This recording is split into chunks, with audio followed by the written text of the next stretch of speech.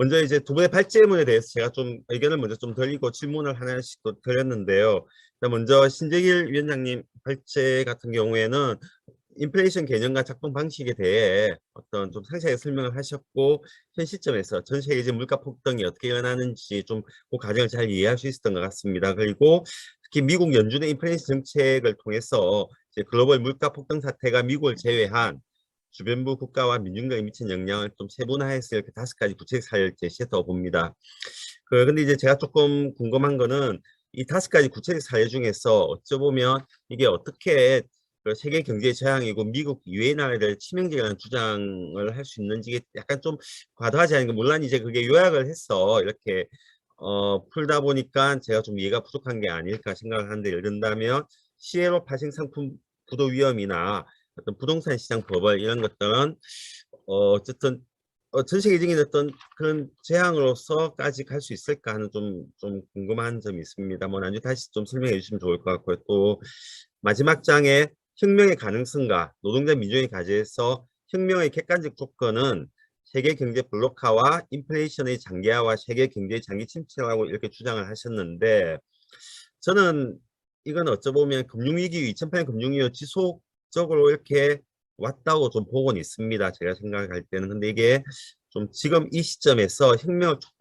촉발시킬 수 있는 그런 현상이 된다고 보시는지, 아니면 계속 꾸준히 그렇게 해왔기 때문에 이제 어떤 혁명의 조건이, 객관적 조건이 무르익었다고 보시는 건지, 좀 그런 것도 좀 한번 설명을 해주신다면 저희가 이해가 좀 더 잘 되지 않을까 생각을 합니다. 그리고 두 번째, 이제 김장민 위원님의 글로벌 물가 폭등 원인과 노동자 민주주의 저항 사례를 좀 제가 읽고 몇 가지 좀 말씀을 드리면, 뭐 코로나19, 우크라이나 전쟁, 스태그플레이션, 정책 실패가 글로벌 물가 폭등의 원인이라고 분석을 하셨는데, 저도 뭐 충분히 그렇게 이해를 하고 있습니다. 그리고 뭐 물가 인상 원인에 대해서도 이제 보수 언론이나 정부나 자본가의 주장이 노동자들의 임금 인상 투쟁으로 인해서 물가가 올랐다고 하는데, 이에 대한 반박이나 또는 코로나 지원과 관련된 이런 이제 설명들도 저는 좀 잘 이해가 되었다고 봅니다.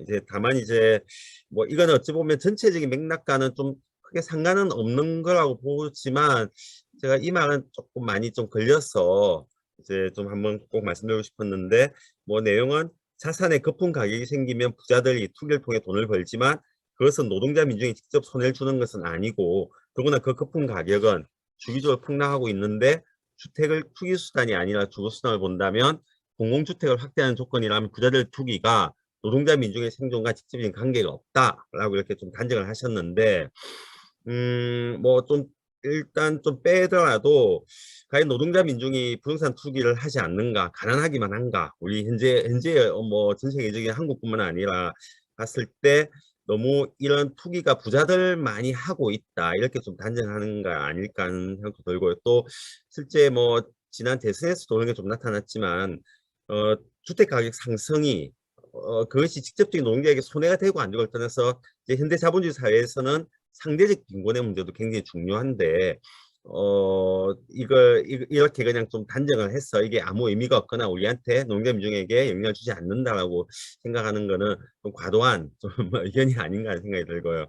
그리고 결론에서 실질임금 하락과 무기력한 노동계에 대해 설명에는 대충 동의하고 있는데, 어쨌든 저임금 노동자는 최저임금의 낮은 인상으로 고통받고 있고, 정규직 노동자와 공공부문 노동자는 코로나 팬데믹 시기에 사회적 비난에 따라서 과감한 임금 인상 요구를 하지 못하고 있다고 봅니다. 그래서 이런 분열된 노동시장에서 정규직, 비정규직 연대가 따라가지 못하면서 노동운동 내에서 분절된 노동시장의 형태가 얼굴 반영되고, 이것이 전체 노동진영을 무기력하게 만들고 있다고 생각해서 좀 이런 데 대한 투쟁을 가기 위해서 이런 데 대한 좀 우리 근본적인 좀 성찰이나 문제 제기가 좀 필요하다고 저는 보고 있습니다.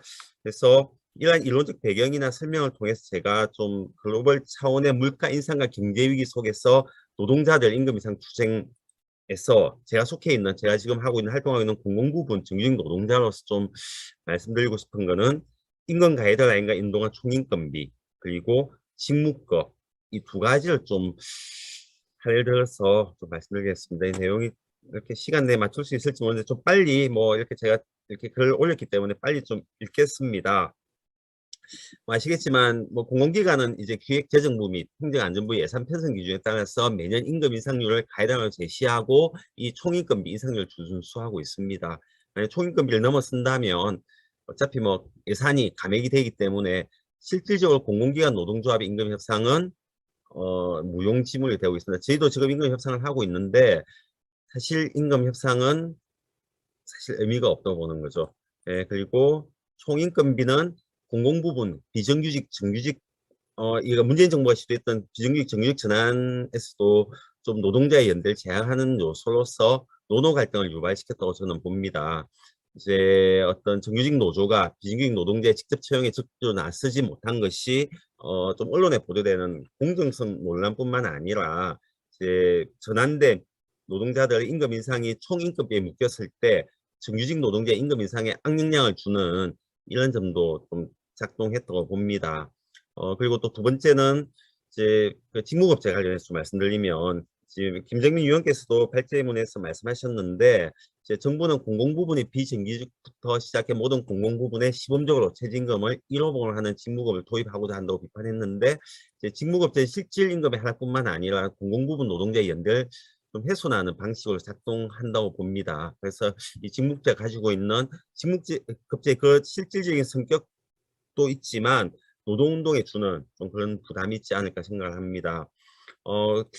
비정규직 정규직 전환 부분은 대부분 이 노동자들은 직무급제를 적용받고 있는데 정부는 동일 임금, 동일 노동과 임금 차별 해소라는 명분 아래 정규직 노동자 임금을 낮추는 데 좀 중점을 보고 있고 이 과정에서 정규직 노동자의 저항은 예상되지만 이것은 다시 고임금 노동자와 저임금 노동자의 좀 분열로 드러내고 정부나 보솔로는 고임금 노동자의 어떤 밥그릇 지키기로 이 직무급제 반대 추정을 좀 폄하하지 않을까 그렇게 보고 있습니다.